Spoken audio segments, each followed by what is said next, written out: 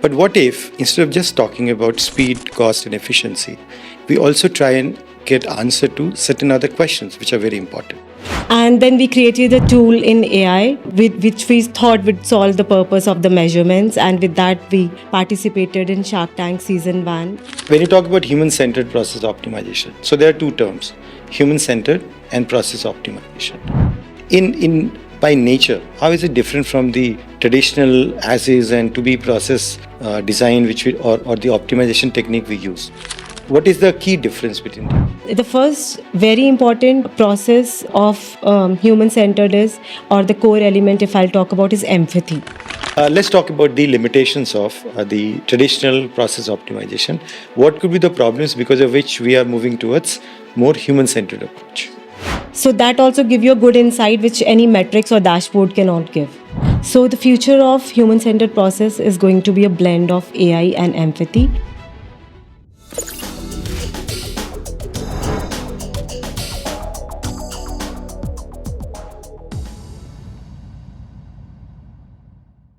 Good morning, good evening. Welcome to a brand new episode of Future Forward, a podcast series by Techcanvass on artificial intelligence, business analysis, and data analytics. Every week, we invite an industry expert to have an in-depth discussion on a subject. This week, we are going to talk about human-centered process optimization. Whenever we think about process optimization, we often refer to improving efficiency, reducing cost, and removing bottlenecks. The analysts keep these objectives in mind at the center of the process optimization initiatives. But what if, instead of just talking about speed, cost, and efficiency, we also try and get answer to certain other questions which are very important? For example, what are the pain points and frustrations of the people who are part of the process? What are the needs and expectations of the people beyond their immediate tasks? Human-centered process optimization is a design and improvement approach that places people at the core of how systems and workflows are analyzed, designed, and enhanced. In this episode, we are going to talk about how we can bring in human approach to process optimization. And to talk about that, we have Shaveta Monga. She is a senior business analyst with 10 plus years of experience as a business analyst in higher education, including hands on work with US financial aid and Illusion banner compliance. She also co founded an AI fashion tech startup solving size misfit with body measurement technology.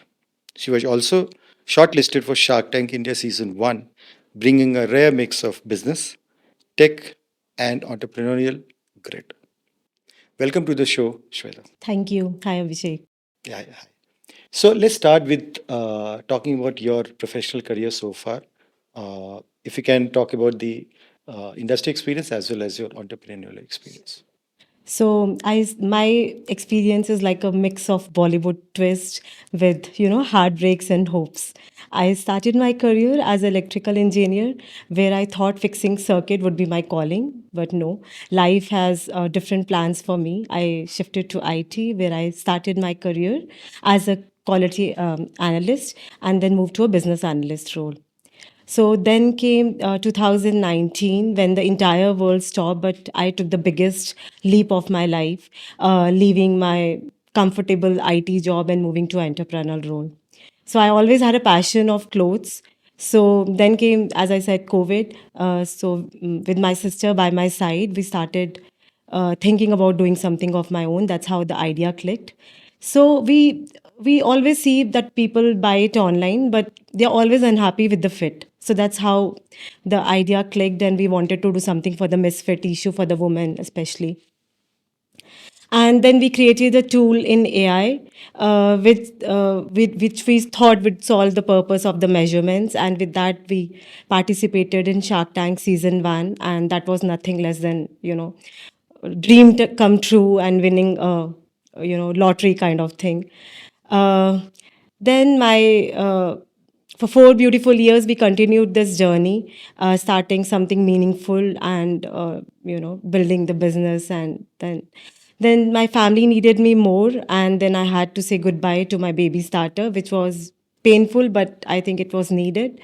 So here I am starting my journey again, with heart full of stories and looking forward to start my next journey. So what I had learned through my journey, it's okay to pivot, it's okay to fail, it's okay to start something new because life has, something new waiting for you to unfold. Absolutely. So I can completely vouch for that because I also have a couple of failed startups before Tech Canvas. So every journey actually teaches you a lot. Okay, if you can share one or two learnings from your journey so far. From a entrepreneurial journey, I feel I can start any business now, right? I am that confident because I have seen starting business right from the scratch. And in COVID, when the people were sitting at home and they were in the closed rooms, right? I started my startup. And then offline presence has given me a lot of comfort to be with clients and talk to. I know how to start from scratch. I can talk to any person, and I think it's just a matter of time. Maybe I have another startup coming up soon. So I had a great experience working on that. Okay, so wish you all the best in Thank advance. you. Okay, so now coming to the topic of today. So when you talk about human-centered process optimization, so there are two terms, human-centered and process optimization. So if you can just explain these two terms for us. So, if I talk about the process optimization, it is a process, right? It is a systematic approach where we work on the processes to make it more effective and efficient for the team. So, we try to remove the waste and automate the steps which are no longer needed so that the team can work in a desired fashion in an effective manner. So, if I talk about the human centered process, here we keep the users in mind, thinking about the users, their needs, understanding their pain points, trying to fix their needs based on what they need. And then here we are keeping the user in mind in every iteration and giving the outcomes or the solution what they are looking for. Yeah. So when you talk about human-centered process optimization, in by nature, how is it different from the traditional as is and to be process design, which we or the optimization technique we use?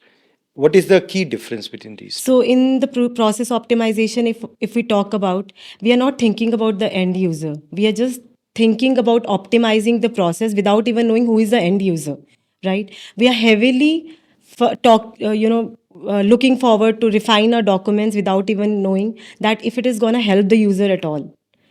And if I talk about human centered, we keep the human in process. While we work on the process, we look at how that process can help the user as well. So that is the key difference. Okay, so before we move forward, there are a few more terms which I wanted to get clarification on. So there is process analysis, there's process modeling, and there is process optimization. So how they are different, or are they different? Yes, so these are very important term when we talk about processes, right?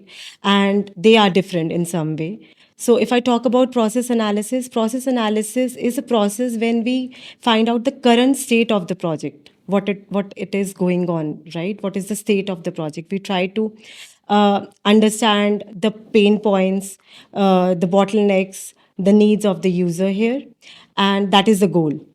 And if I talk about process modeling, here we try to visualize the project. We try to work on the BPMN diagram in the form of flowcharts.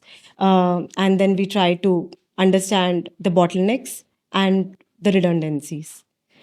So, if I come to process optimization, so once the process analysis and process modeling is done, so we have the data from those two. So, we try to make our process more effective and efficient. So, it is helpful for the user and how we can make it effective and optimize the process so it makes sense for the users. Okay, so let's just rewind a bit and let's go back to first understand what is how the traditional process optimization is done and what are the steps involved. Sure. So we talked about process optimization is a systematic approach where we just look for refining the process, how we can help the team and the users, right? So there are a couple of steps here, which is process identification. First, we identify what is the current state of the project, what it is going through, and we try to visualize the project so that we can create some flowcharts, maybe a simple whiteboard sketch or a BPMN diagram to understand the current state, and so it is shareable with the team. So they also get a clear picture. Then comes the data analysis. Right here, what we do is we try to get the metrics where we find the errors, the bottlenecks, and the pain points so that we know how to move forward and what to improve. Then, if I talk about we need to do the gap analysis, here we collect the gaps, the redundancies using a value metrics so that we can improve our process further.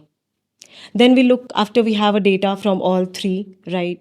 This process identification, data analysis, and gap analysis. We'll try to prioritize the process based on the needs and the bottlenecks we got it from above. And once a process is prioritized in the prioritization step, we look to monitor the process for KPIs and see so there is a culture of continuous improvement in the process. So, can you just share one example, either from your professional life or something else, to kind of help people understand how the process optimization has taken place in real life? So I will talk about a higher education example where the student fill in the forms because they are looking for financial aid. They send it to the financial aid officer in the form of emails. So the email templates are different. Sorry, the documents templates are different, and sometimes the financial aid officer they find it hard to understand the document since the templates are different and there are some inconsistency in the document. So what happens is the student tends to miss their deadlines because the financial aid officer takes time to process the document. So to optimize this, what we came up with, we tried to create a self-service portal where the student can directly fill in the details so that the financial aid officer can get it fast and check their data, and if there are any gaps, send it back to the student and they can fill it. So the process is little faster here. And so that made the financial aid for the student little faster. And so there were less redundancies and bottlenecks for the student, and that made the process optimized. Okay, so now let's talk about the limitations of the traditional process optimization. What could be the problems because of which we are moving towards more human-centered approach? Yeah, there are a few limitations in the traditional process optimization. First is um, the time, right? Users spend so much time on working on the process, but by the time we make our process make optimize or map with the user requirement, the process get old and the user requirement has changed, right?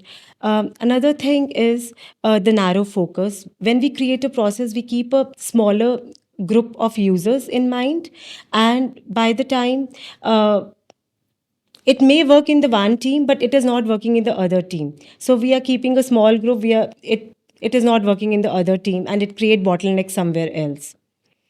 Then, if I talk about it, is we focus highly on the documentation part. Uh, we spend so much effort and time on the documentation without even thinking if it is actually making sense in the current process, because nobody is updating the process. They are just using the process as it is. Uh, then the adaptability thing, people are so used to of adapt a certain process in certain ways that they don't look to refine the processes because they think the processes are working fine, and which make it more stagnant. So these are the certain limitations and pitfalls which make us move towards a human centered process.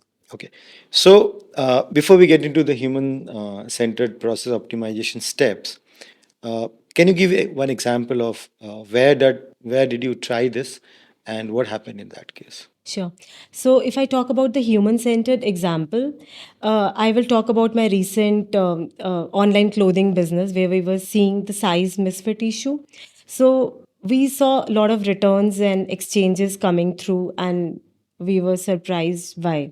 So, we saw that people are not able to refer to the size chart, or they have a fear of bad fit. So then we talked to the users, users, like why this issue is happening or what is, what are their struggles when they order it online. So we found that they are not able to relate to the size chart with their body types is one. We after we are able to work on this, we went to the our cross-functional team. We tried to dig in. We talked to them what we can provide, how we can solve this issue, and we came up with an idea of giving the pictures of different body types and giving them the historical data, like what sizes they were using before, and giving them recommendations based on that. So that helped. We created a prototype for that and we rolled out to a small group of users. So they started using the size chart with the body types and the recommendations, and that increased the sales, and the return and exchange reduced to 30%. So here we saw that our process worked, and then we rolled out to a larger group. Right. So that is basically keeping the people's kind of perspective into mind. Exactly. Yeah. So that there's no size misfit. Right. Okay. So this was a good example of human-centered process approach. So what are the steps? So if we really want to learn more about it in a more formal way, what are the steps of human-centered process optimization? So we have talked like human centered process. We keep a user in mind, right? We think about their needs, their pain points, and then work around them so we can deliver them a good product. So the first very important process of human centered is, or the core element, if I'll talk about, is empathy. It is very important because we as a user we need to we need to understand the feelings of the user, even it's a frustration, even it's a pain point, even it's a feedback. And how we get it? We observe them. uh, we we look around, we talk to them, we observe them, and that's how we can refine or get the needs out of, which are the unsaid words or their feelings. So then comes the define.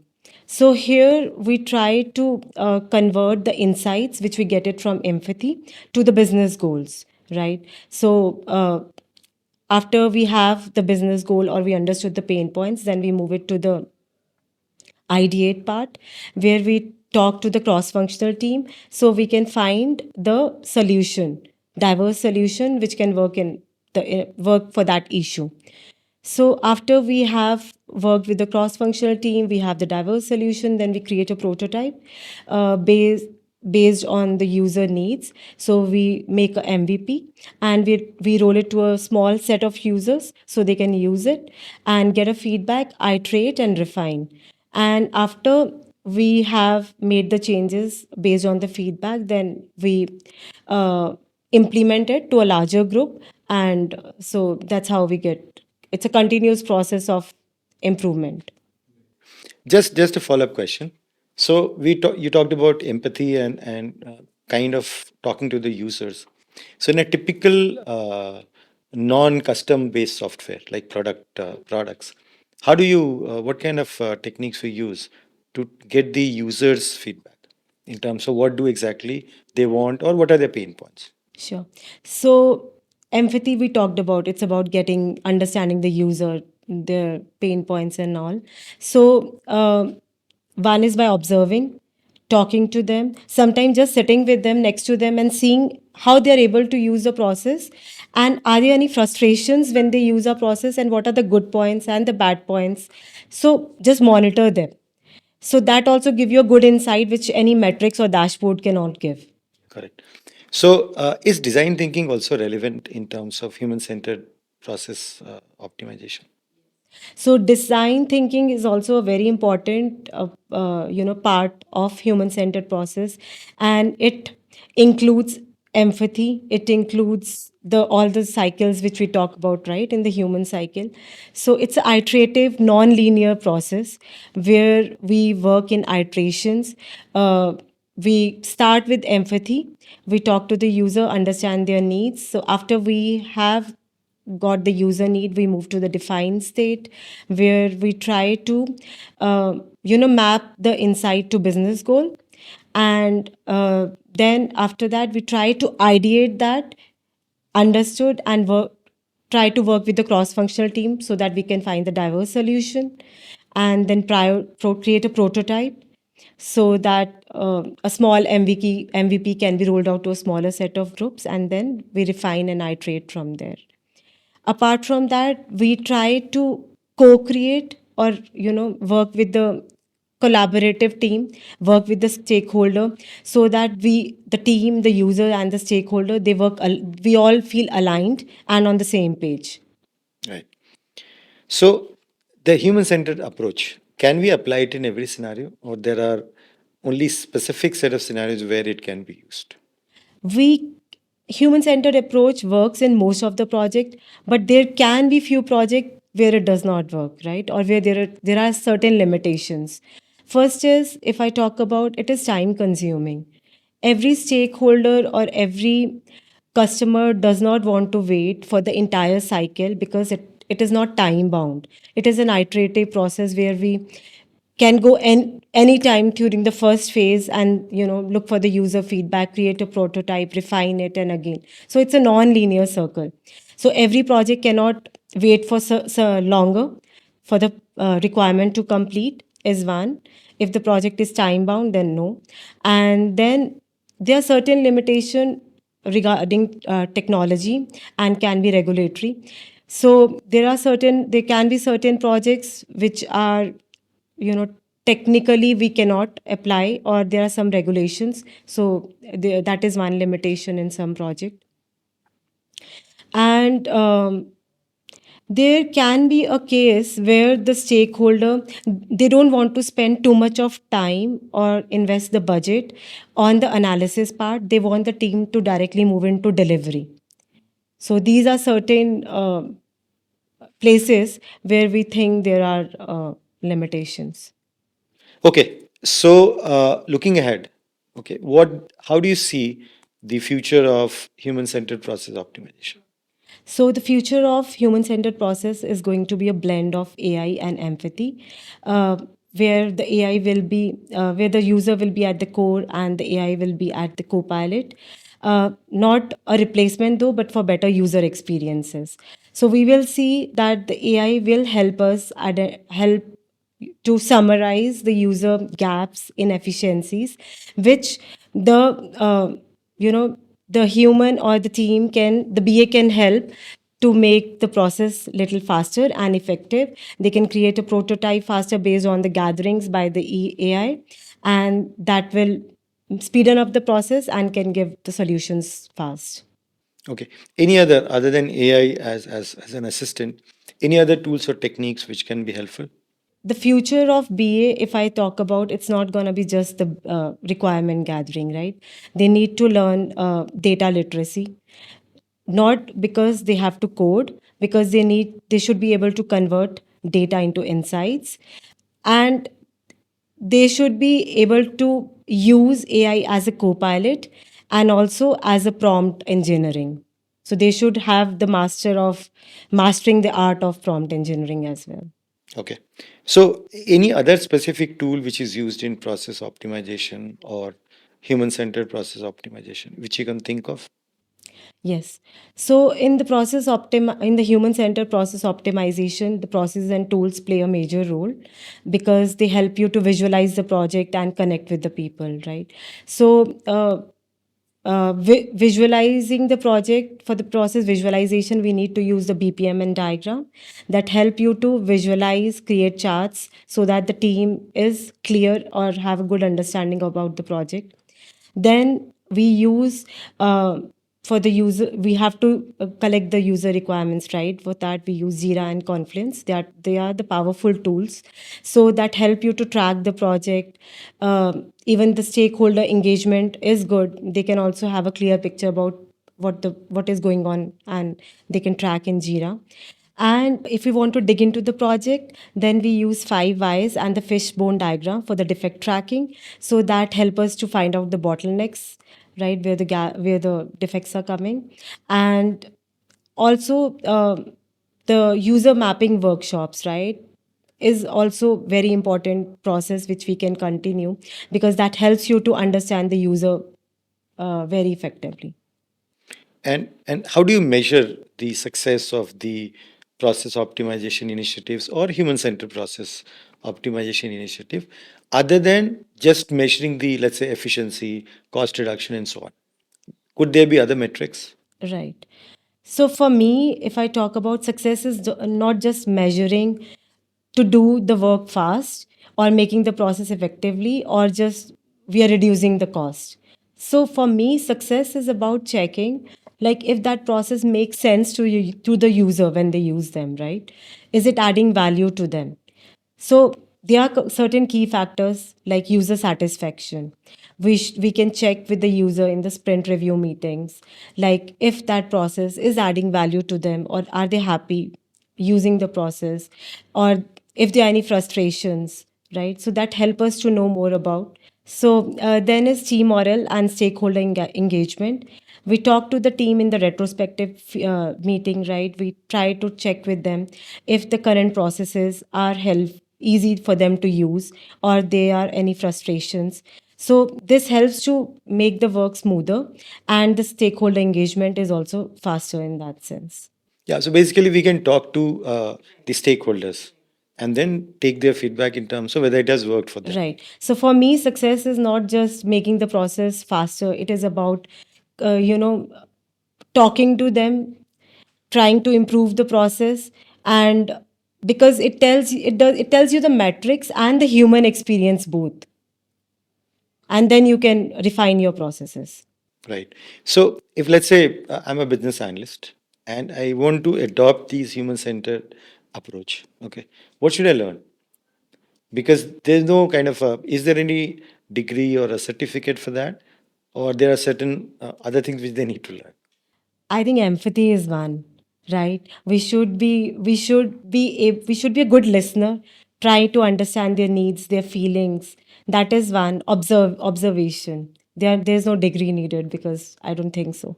And observation, talking to them, try to understand their pain points, and good negotiation skills. I think that is one thing, and critical thinking, so that you can give them the good solutions. Right. So what you're describing to me is not necessarily only human centered, I mean, only for process optimization. This could be applied anywhere, Anywhere, yeah. right? So what you described to me are basically certain things which you're suggesting to business analysts to bring in more human centered approach, right? But these are not necessarily only for process optimization. This can be applied anywhere, right? So let's say I am somebody who wants to apply empathy. That is one of the things. So how do you do that? Anything where, let's say, I go for a requirement study meeting, a requirements elicitation meeting. Do I ask any specific question, or how do you know that what does the customer want? What are the pain points? Can we change our approach? Change our questions? What should you do? We need to understand their needs first, right? Their needs, their requirements in detail, what they're looking for, and their pain points. Then only we can suggest them the solution. And even though it's not about listening to the needs, it's about then does it match with the business goals, right? And then also talking to our team, cross functional teams, after that try to ideate it if it is feasible or what solution we can provide them, right? Are there any technical challenges or any regulations? So based on that only we should commit to the user. It's not only what user have said we can provide them that solution. So after that also we need to do do our work or do our analysis with the team, and then go back to the user. If that requirement we can fulfill, it's good. If not, then we have to negotiate a bit to understand what solution we can provide and if it is okay with them. Right. So last question. So after listening to this podcast, if people want to understand more about it, where can they reach you? Okay, they can reach me on LinkedIn. So we'll provide the link to her profile in the description. Thank you so much, Shweta, for the time today. And thank you so much for watching this episode. We'll see you in the next episode. Thanks again. Bye bye.